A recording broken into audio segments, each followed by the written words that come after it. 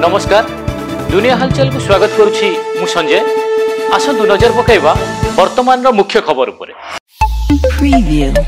आसंता 8 तारिख विश्व महिला दिवस अवसर में गंजाम जिला ब्रह्मपुर गस्तर मुख्यमंत्री मोहन चरण माझी ब्रह्मपुर स्थित आंबपुआ विवेक विहार ठारे आयोजित विराट जनसभा जोग देवा सह सुभद्रा टंका बांटिबार कार्यक्रम रही सूचना। भद्रक आरएमसी मार्केट रे बिस्कुट और प्लास्टिक चेयर गोदाम रे भयंकर अग्निकांड।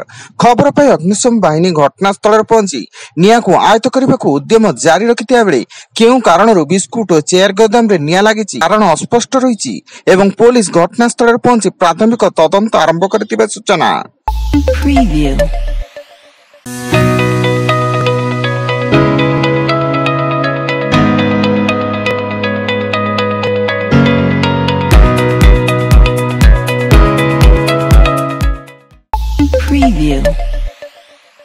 मयूरभंज जिला चांदुआ थाना अंतर्गत चांदुआ गांव में पारिवारिक कलह को नहीं बापा को हत्या कला पुओ एवं हत्या पर बापा शरीर मुंड को काटी बापार कटा मुंड धरी थाना रे आत्मसमर्पण करिछि हत्याकारी पुओ शुभमनाथ सिंह एवं मृतक बापा हेले बायधर Singh.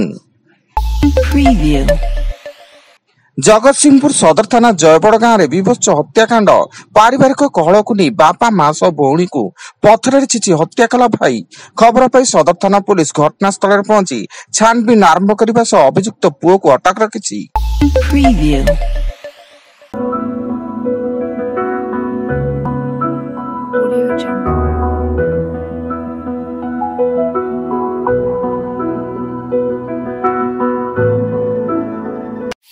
Preview. Audio Jungle.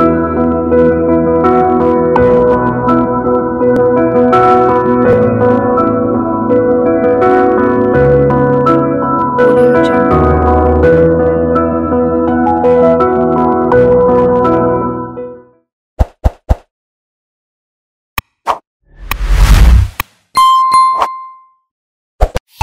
Preview.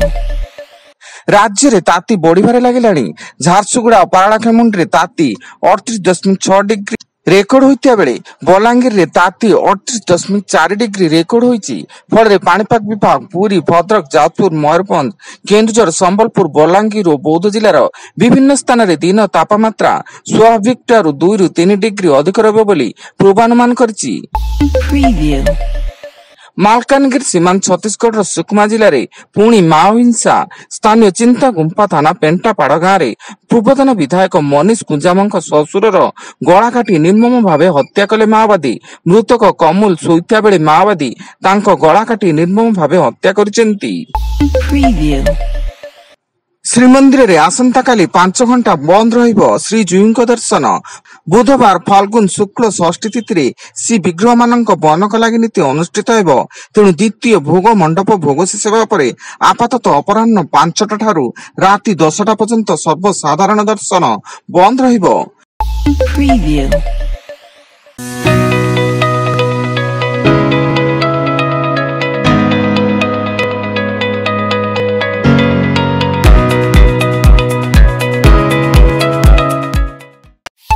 Preview.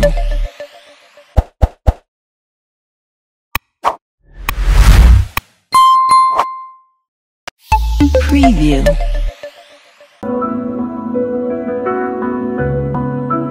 Audio Jungle.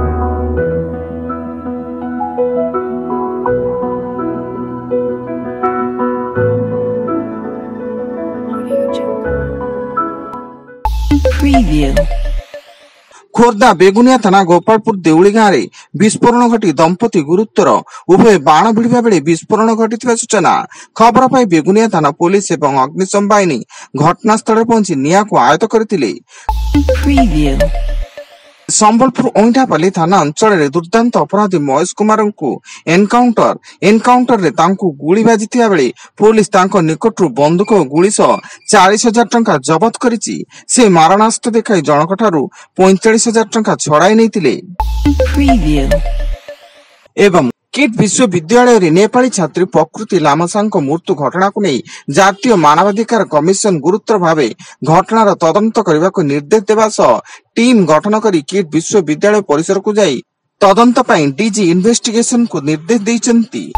Preview. वर्तमान पाई एतिकी अधिक न्यूज अपडेट्स पाई विजिट करंतु आम वेबसाइट www.duniyahalchal.in। धन्यवाद।